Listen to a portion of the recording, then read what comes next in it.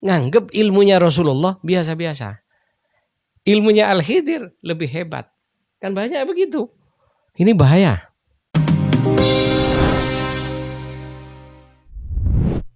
Assalamualaikum warahmatullahi wabarakatuh. Apa kabar Sobat TK News? Mudah-mudahan semuanya pada sehat, selamat, dan sejahtera.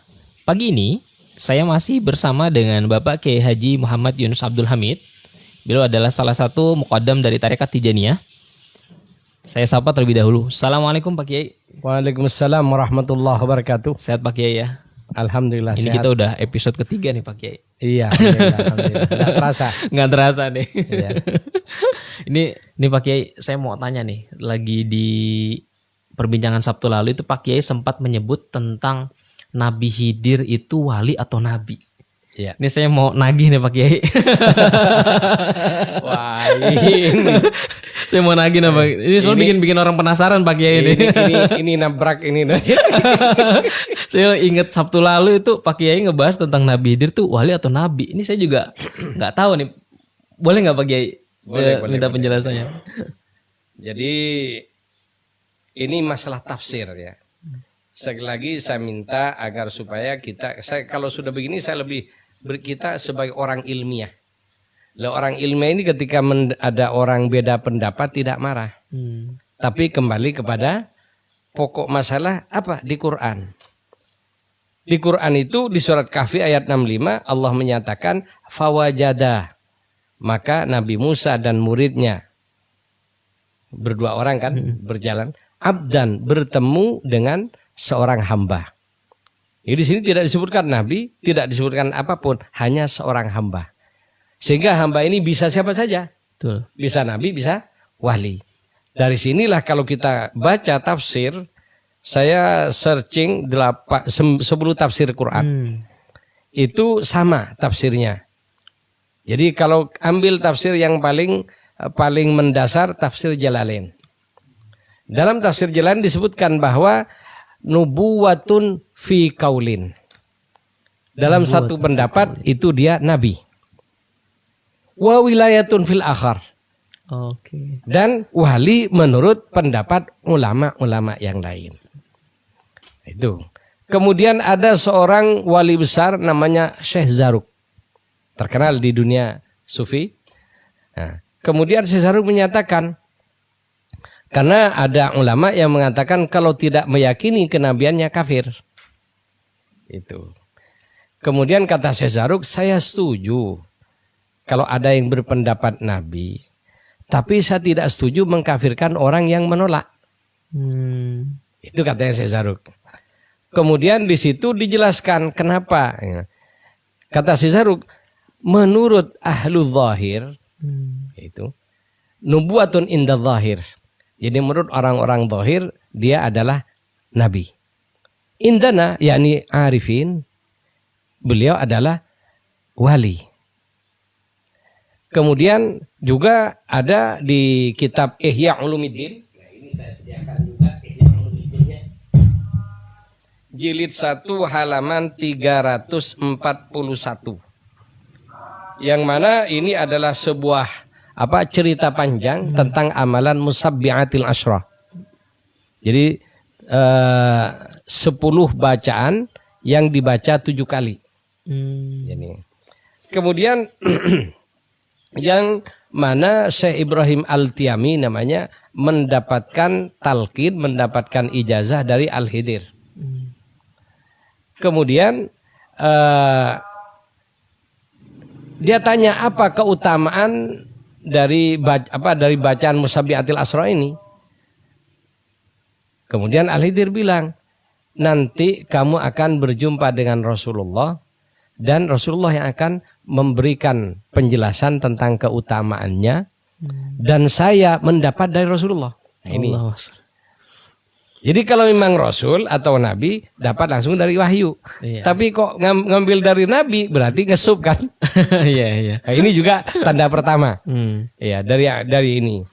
Kemudian setelah itu, setelah diamalkan oleh si Ibrahim Al-Tiami, dia bermimpi Rasulullah.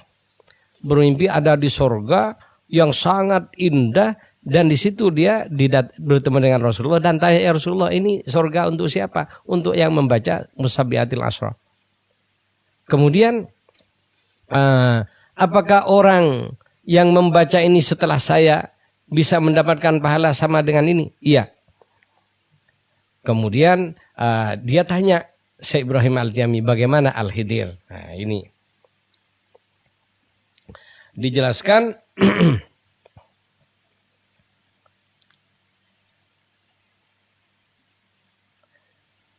Fakultu ya Rasulullah Al-Khidir akhbirni annahu sami'a minka hadzal hadis.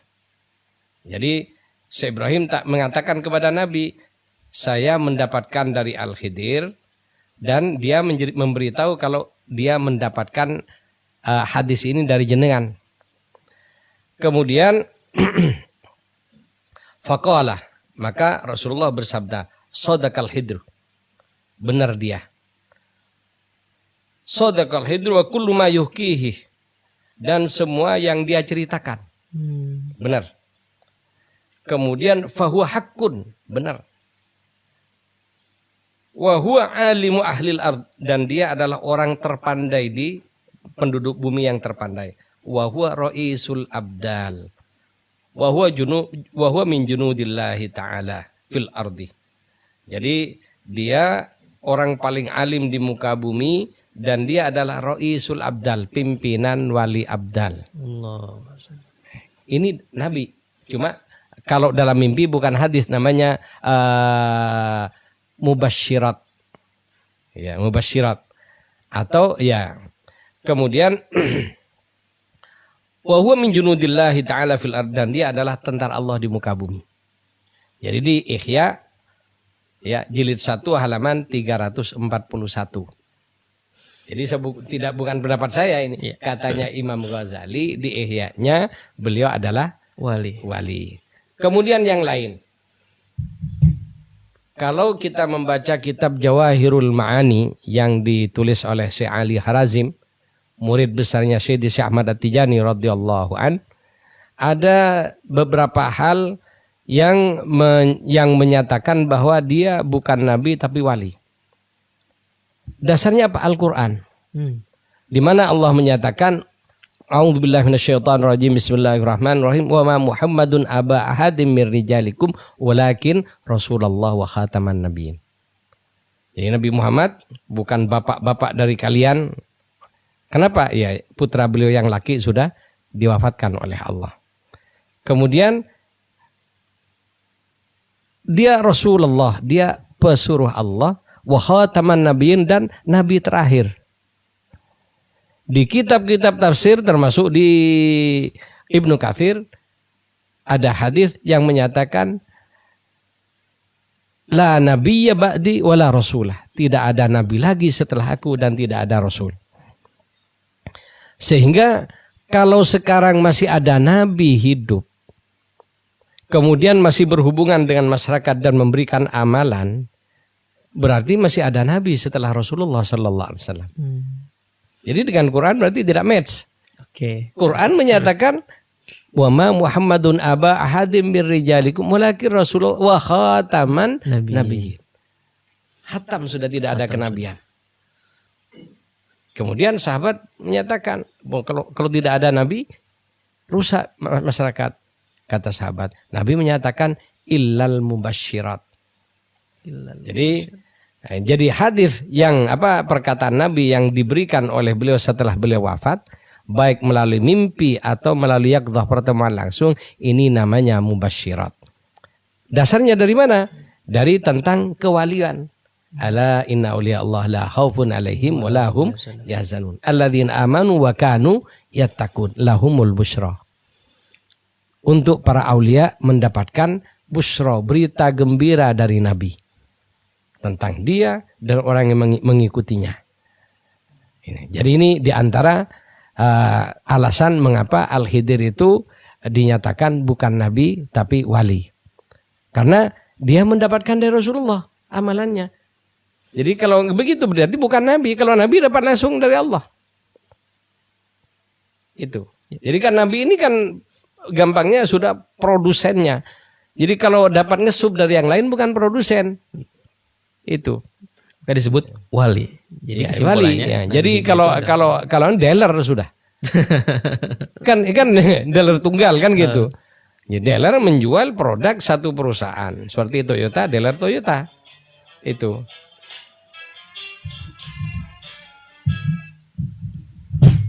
Jadi para pemirsa rahimakumullah, itulah tentang Al-Khidir.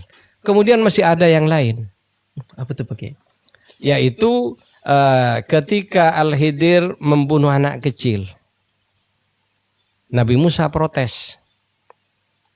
Kemudian Al-Khidir Nabi Musa menyatakan laqad ji'ta syai'an imrah. Syai'an nukrah, kamu telah berbuat mungkar, dosa besar. Perlu diketahui para nabi itu adalah punya sifat maksum. Tidak ada nabi berbuat dosa. Membunuh orang secara hukum dosa.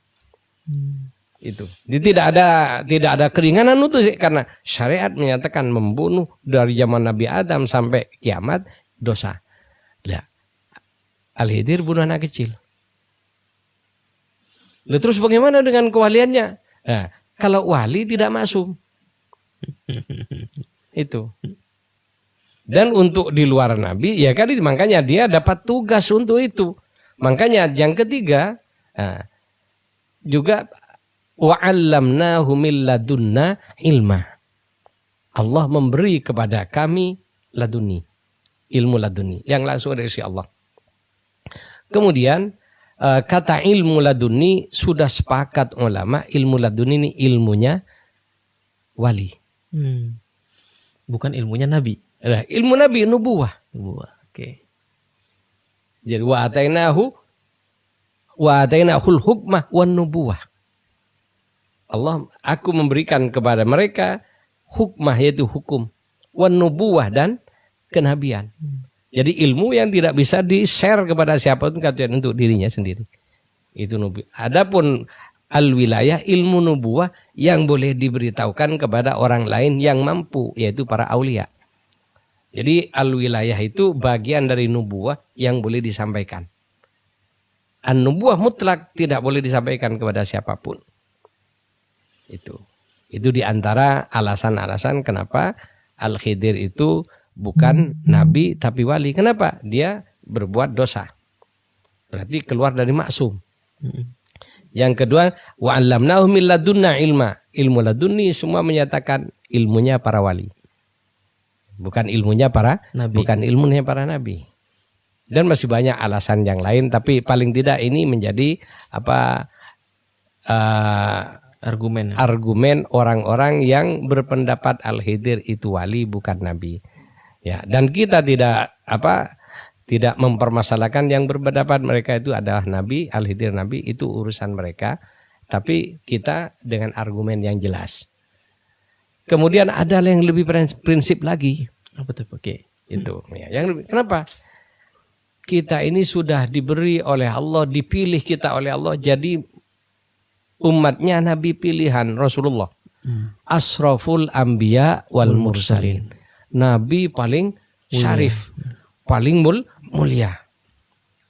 Lihat, kalau kita sudah jadi umatnya nabi paling mulia, untuk apa nyari nabi yang lain? Ya kan? Kan downgrade nanti. Logik. Iya kan logik. Satu, kita muridnya umatnya Nabi asraful anbiya wal mursalin. Nabi dan Rasul paling mulia. Kemudian yang perlu diperhatikan juga dari sini, ya, dalam tauhid Allah itu tauhid fi uluhiyatihi wa rububiyatihi. Jadi tauhidnya Allah benar-benar tauhid, dan paling dibenci oleh Allah syarikah. Allah mengampuni semua dosa kecuali syirik. Itu. Nabi SAW dalam kaitannya dengan ayat ini, pada suatu hari Sayyidina Umar pegang kitab Taurat. Karena ada Rasulullah disembunyikan di belakangnya. Itu Rasulullah kan tidak bisa diumpetin. Ditanya, apa itu Umar? Ya, akhirnya Sayyidina Umar ngaku, Taurat ya Rasulullah. Apa tidak cukup bagi kamu Al-Quran? saya ingin nambah wawasan. Apa tidak cukup bagimu Al-Quran dengan wajah merah? Karena marah. Itu. Satu. Kemudian kalau kita bertawassul kepada Al-Khidir sebagai nabi, berarti kita syirik dalam kenabian. Betul apa tidak? Jadi kita sudah cukup Rasulullah sebagai nabi dan rasul untuk kita, dunia akhirat sudah ikut dia dan tidak perlu noleh kepada siapapun. Itu. Dan inilah sangat-sangat penting. Tapi saya tidak mengatakan yang kafir yang lain, ya, tapi jangan sampai seperti ini jadi masalah nanti di akhirat pada kita karena masih mengakui dan ikut nabi yang lain. Itu. Karena orang-orang yang punya ilmu hikmah terutama sangat-sangat dengan kalau tidak menyebut Al-Khidir rasanya Kurang. tidak afdol. Dan ini juga yang sangat riskan mengatakan bahwa ilmu laduni itu adalah ilmu yang sangat hebat. Sehingga untuk itu mereka sampai datang ke laut, ke sungai, ingin bertemu untuk mendapatkan ini. Nah, ini bahaya. Dan nganggap ilmu syariat biasa-biasa. Betul kan? Betul. Itu. Banyak gitu tuh kayak gitu. Lah iya kan itu Kasus di kenyataan. masyarakat ya. Coba Anda pikir dengan logik. Bahaya atau tidak ini dengan akidah? Nganggep ilmunya Rasulullah biasa-biasa. Ilmunya Al-Khidir lebih hebat. Kan banyak begitu. Ini bahaya. Itu. Ya, perkara kita beda pendapat, monggo. Tapi ini alasan dan ini kita punya referensi salah satunya Ihya Ulumuddin dan masih banyak kitab yang lain.